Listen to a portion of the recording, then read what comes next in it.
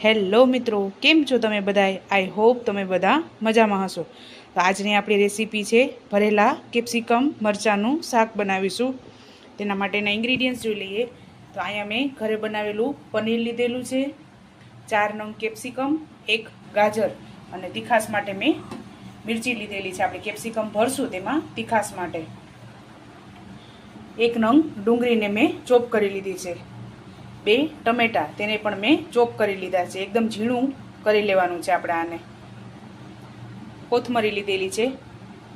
આદુ, મરચાં અને લસણને મેં વાટી લીધા છે. સ્વાદ અનુસાર મીઠું, 1 ટીસ્પૂન જેટલી હળદર, વઘાર માટે આખું જીરું, 4 ચમચી ધાણા જીરું, 2 ચમચી કશ્મીરી મરચું, પંજાબી મસાલો, કસ્તુરી મેથી અને વઘાર માટે અને મરચાંને તરવા માટે તેલ લીધેલું છે. તો ચાલો રેસીપી સ્ટાર્ટ કરીએ. તો સૌપ્રથમ આપણે આ કેપ્સિકમમાં મસાલો ભરી લેશું. અહીંયા મેં 4 નંગ કેપ્સિકમ લીધેલા છે, એમાંથી 1 કેપ્સિકમને આપણે છીણી લેશું. તેને અને ગાજરને બંને વસ્તુને આપણે છીણી લઈએ અને 3 કેપ્સિકમ આપણે ભરવાના છે. તો ચાલો રેસીપી સ્ટાર્ટ કરીએ. તો પહેલાં સૌપ્રથમ પનીરને આપણે ભૂકો કરી લઈશું. પનીરનો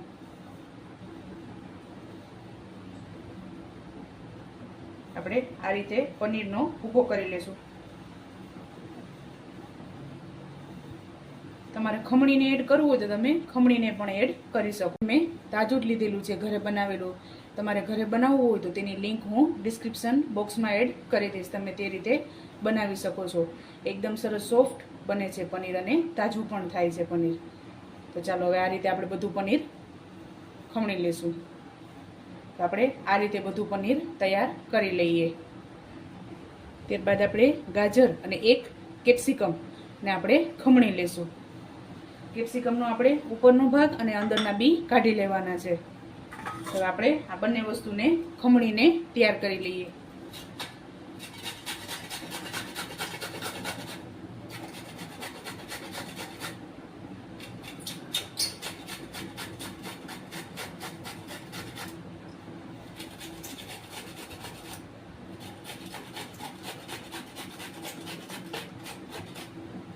આ રીતે આપણે ગાજર અને કેપ્સિકમ ખમણી લેશું.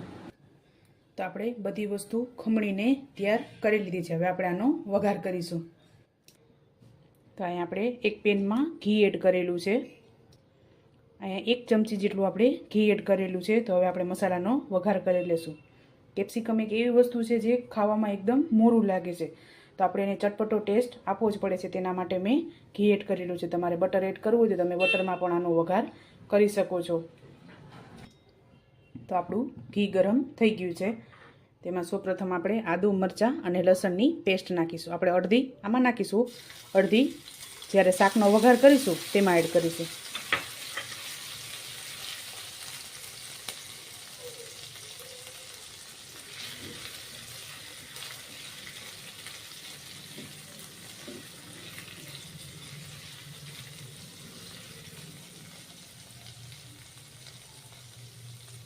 ત્યારબાદ તીખાસ માટે તીખી મિરચી એડ કરીશું.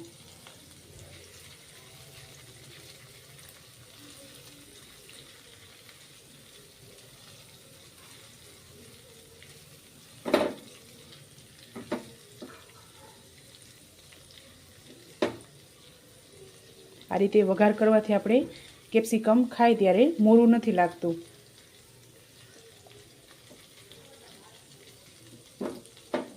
આપણે સતળાઈ ગયું છે તો એમાં ખમણેલી એડ કરી દઈશું પનીર અને કેપ્સિકમ અને ગાજર.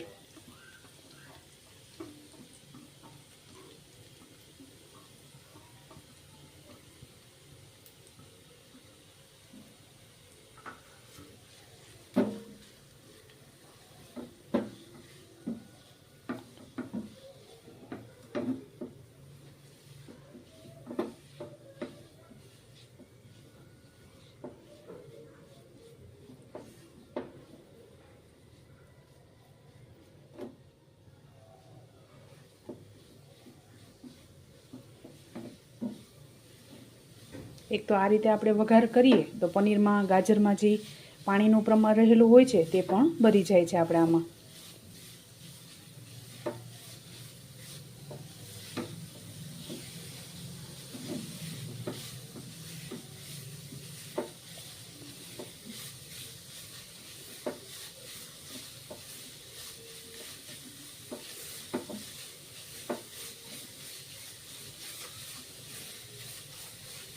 ત્યારબાદ કશ્મીરી મરચું એડ કરીશું.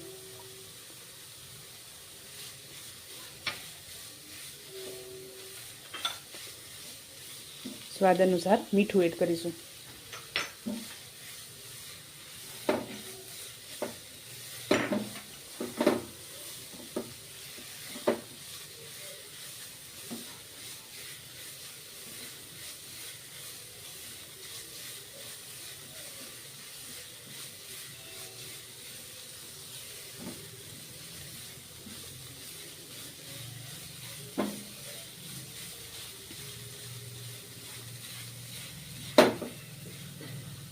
ત્યારબાદ ધાણા જીરું 1 ચમચી જેટલું આપણે એડ કરેલું છે.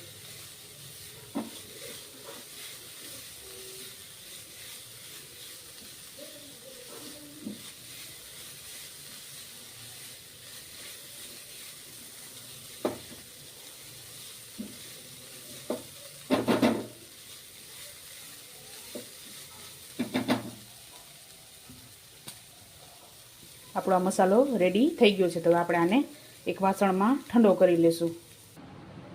જ્યાં સુધી આપણો મસાલો ઠંડો થાય છે ત્યાં સુધી આપણે આ રીતના કેપ્સિકમ મરચાં નાના લેવાના છે. બહુ મોટા નથી લેવાના, જેથી આપણે ભરીએ તો દેખાવમાં પણ સરસ લાગે અને પાકી પણ જલ્દી જાય. તેના માટે આવડા કેપ્સિકમ તમે લઈ શકો છો.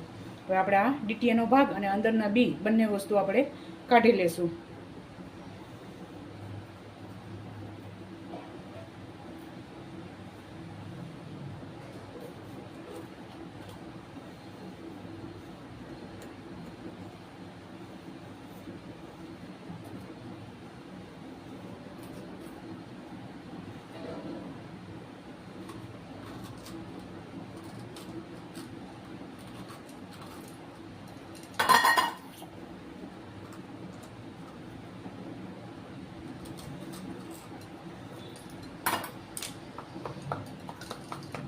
ના બી અને ડીટીયાનો ભાગ કાઢી લેવાનું છે.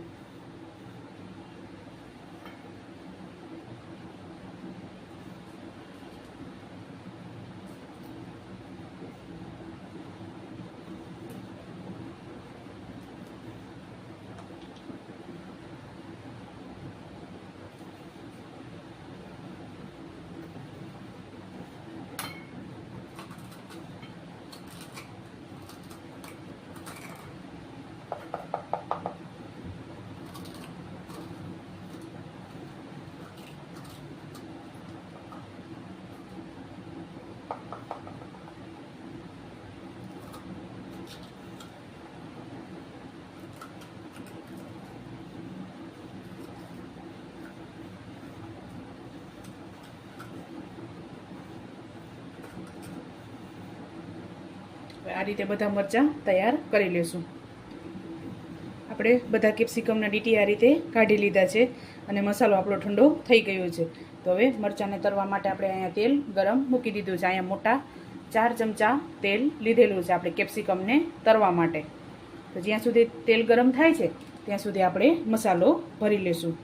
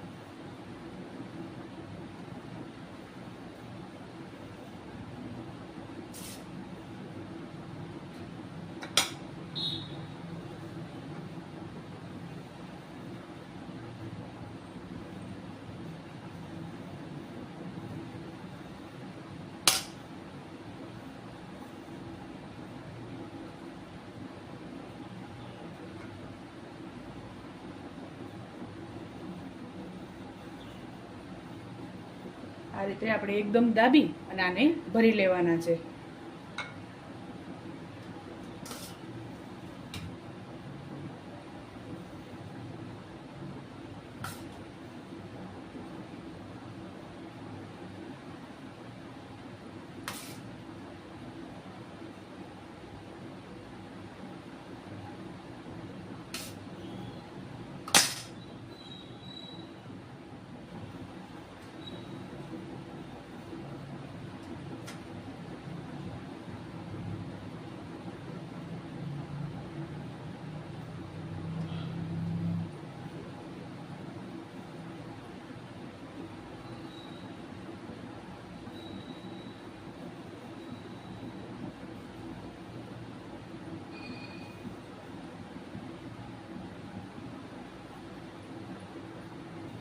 આપણા કેપ્સિકમ ભરાઈને રેડી થઈ ગયા છે. તો હવે આપણે આને તળી લેશું.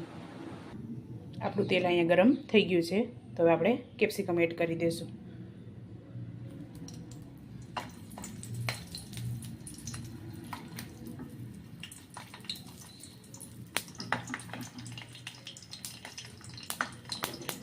હવે આપણે ઢાંકણ ઢાંકી દઈશું અને એકદમ મીડિયમ ગેસ ઉપર પાકવા દઈશું આપણે.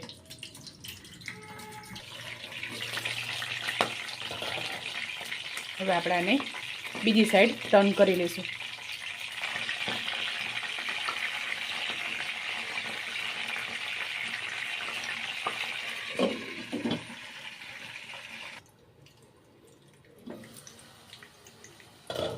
તો આપણે 10 મિનિટ જેવું થયું છે કેપ્સિકમને તરાતા. તો જોઈ લઈશું પાકી ગયા છે. તો આપણે પોચા પડી ગયા છે ને આ પાકી ગયા છે.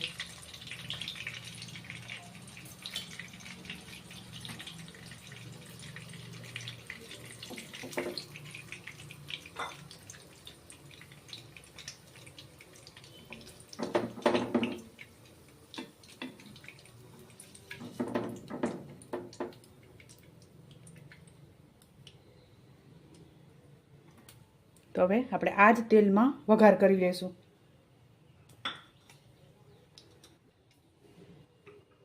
તો સૌપ્રથમ આપણે આખું જીરું એડ કરીશું.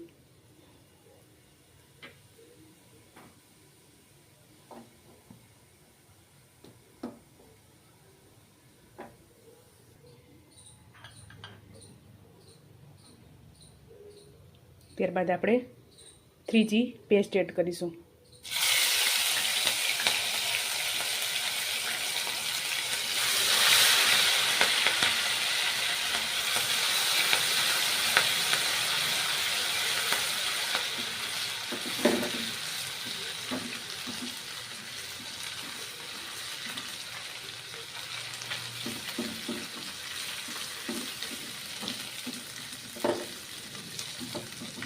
ત્યારબાદ ડુંગળી ઝીણી સમારેલી.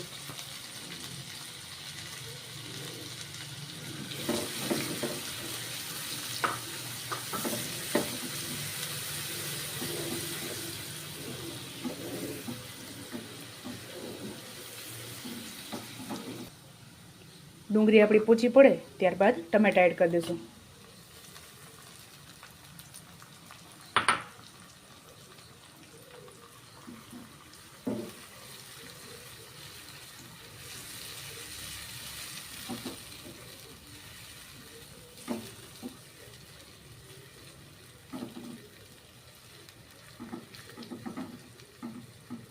સ્વાદ અનુસાર મીઠું એડ કરીશું. હળદર 1 ટીસ્પૂન જેટલી.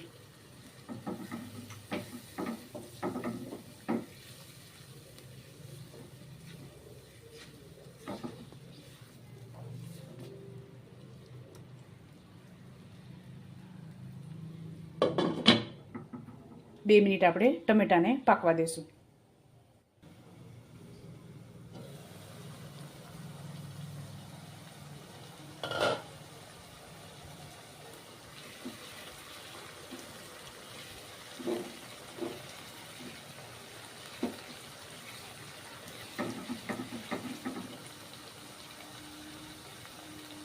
ત્યારબાદ 3 ચમચી ધાણા જીરું એડ કરીશું.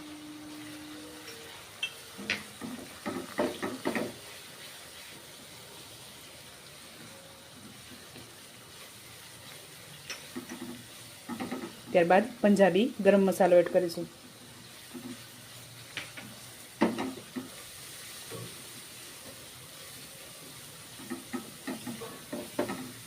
થોડુંક પાણી 2 ચમચી જેટલું.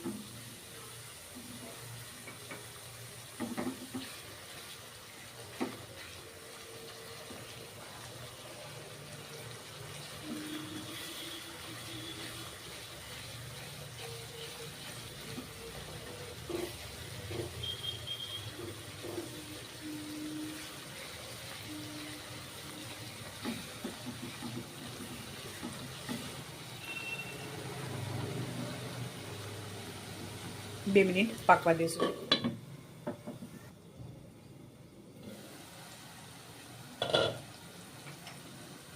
ત્યારબાદ કશ્મીરી મરચું.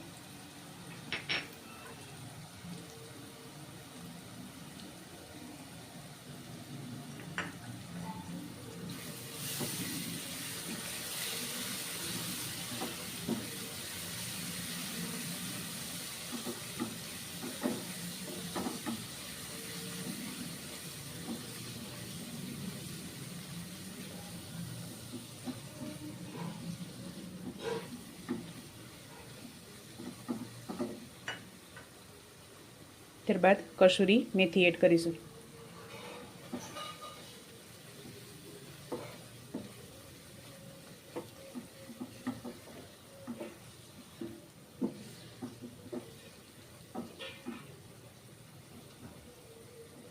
ત્યારબાદ 2 ચમચી જેટલું પાણી.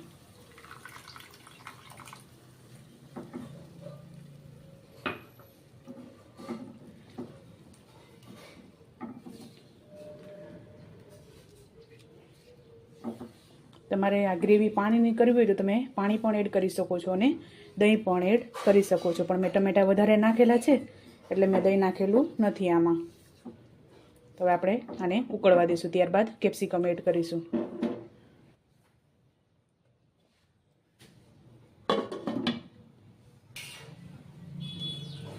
ચાલો, આપણી ગ્રેવી ઉકળી ગઈ છે. હવે એમાં આપણે કેપ્સિકમ એડ કરી દઈશું.